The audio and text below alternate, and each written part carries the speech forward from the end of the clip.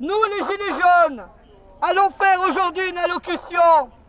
Il nous a été très souvent reproché de ne pas expliquer nos revendications clairement. Nous allons aujourd'hui vous le dire, vous dire ce que les Gilets jaunes revendiquent depuis 33 semaines.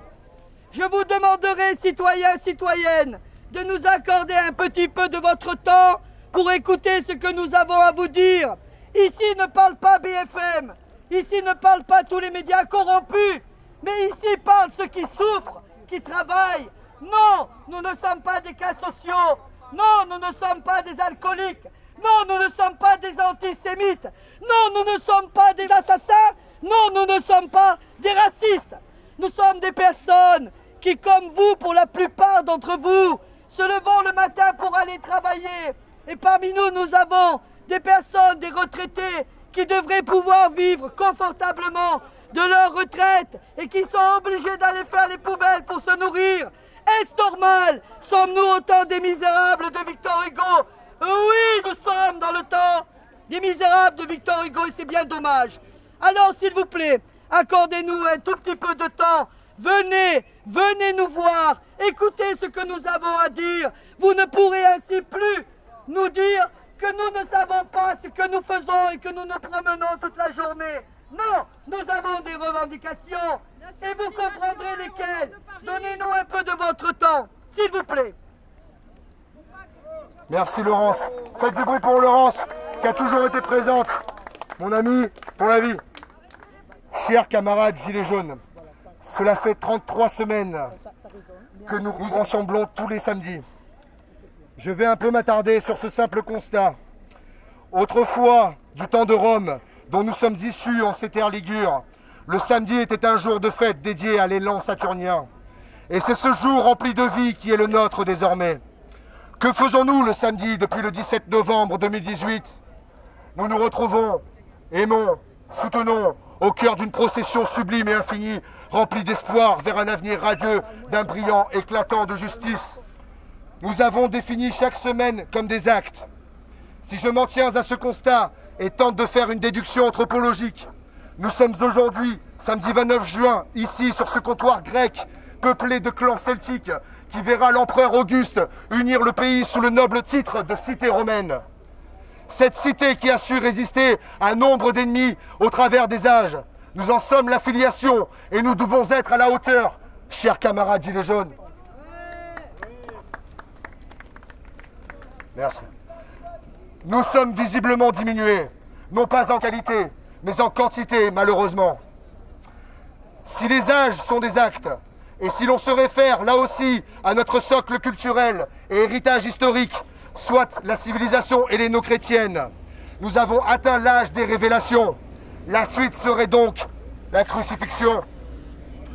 33 semaines de lutte, 7 mois de combat, sans aucune interruption. Vous vous rendez compte le miracle? Il y a quelque chose de divin dans ce mouvement. Et cette période solaire éprouvante où notre grand soleil est à son zénith est sûrement le meilleur moment pour réaliser toute l'étendue de notre gigantesque potentiel. C'est merveilleux, toute cette énergie qui provient de toutes parts. Cette mobilisation fidèle et exemplaire, tant par l'assiduité dont vous avez fait preuve que la grande qualité de votre investissement personnel qui force au respect. Chers camarades Gilets jaunes, vous êtes méritants.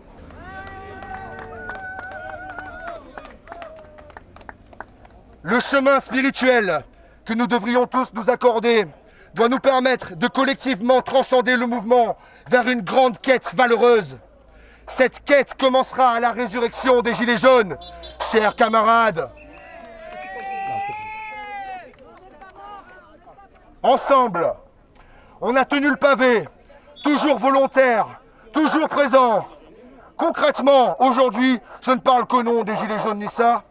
Nous préférons nous-mêmes stopper temporairement la mobilisation pour les manifestations plutôt que de laisser au gouvernement français ainsi qu'aux médias complices la possibilité de nous discréditer.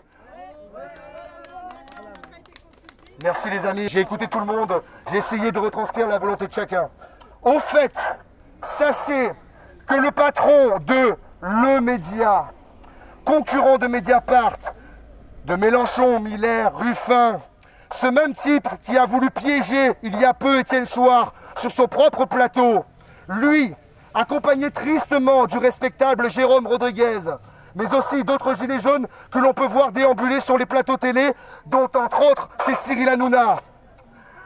Ces gens organisent en ce moment même la manifestation de Paris et appellent au retour des syndicats alors qu'on a réussi à se débarrasser de ces structures complices du système depuis des décennies qui ont tenté de récupérer notre mouvement et à qui d'ailleurs l'on doit probablement l'abandon de nos anciens camarades, ceux qui furent les premiers mobilisés, que ce soit dans les manifestations ou sur les ronds-points. Donc, méfions-nous dans cette période de trêve revendicatrice et surtout, restons soudés. En tout cas, cela nous permettra de nous remettre des 7 derniers mois et de nous organiser en interne pour l'avenir, ou en d'autres mots, la rentrée. Rendez-vous à la rentrée. Nous maintenons la distribution de nourriture aux sans-abri tous les jeudis à 19 h à la place Garibaldi et vous y êtes conviés. Nous continuerons de nous rassembler pour bâtir des projets et nous continuerons le combat d'occupation de terrain en attendant la reprise des hostilités. Nous ne pouvons imaginer l'avenir du mouvement, que ce soit dans la région ou ailleurs. Mais en fait, ici et maintenant, nous n'avons pas le choix. Peut-être que le mouvement va se réactiver suite à cette déclaration, voire de manière différente peut-être. Nous croyons en une grande mobilisation d'ici quelques semaines. Et nous serons là, je vous le promets, nous serons là.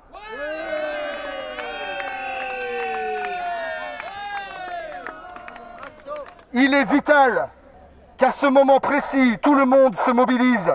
Tout le monde, y compris de nouveaux acteurs décisifs, comme les corps constitués, qui ne tiendront pas encore longtemps la pression du système, géré par cette oligarchie qui les écrase et les tue à petit feu, sans aucune forme de reconnaissance.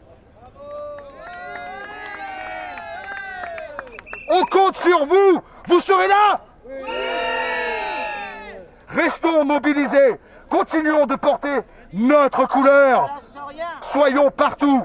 Parlons au peuple. Préparons des projets. Voyons le chemin parcouru sans rougir.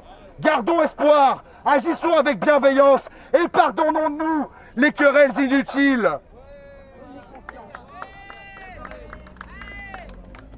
Prenez conscience. Nous avons déjà marqué l'histoire. Ne nous arrêtons pas en si bon chemin. Nous sommes sur la voie de l'éveil. L'éveil des consciences. Nous incarnons désormais, et pour toujours, un idéal de liberté. La France, le monde, ainsi que les générations futures ont besoin que nous sortions le pays de cette léthargie qui l'accable. Ayons la foi, mes amis. Gilets jaunes, l'armée antiglobaliste qui a maté la gauche et la droite. Cette révolution est une révélation universelle. Respect à vous, une pensée aux disparus. Viva Anissa la Bella, vive la France, honneur et fidélité. Merci pour tous ces moments partagés ensemble. Prenez soin de vous et surtout, n'oubliez pas, comme au premier jour, on ne lâche rien. Viva! Viva!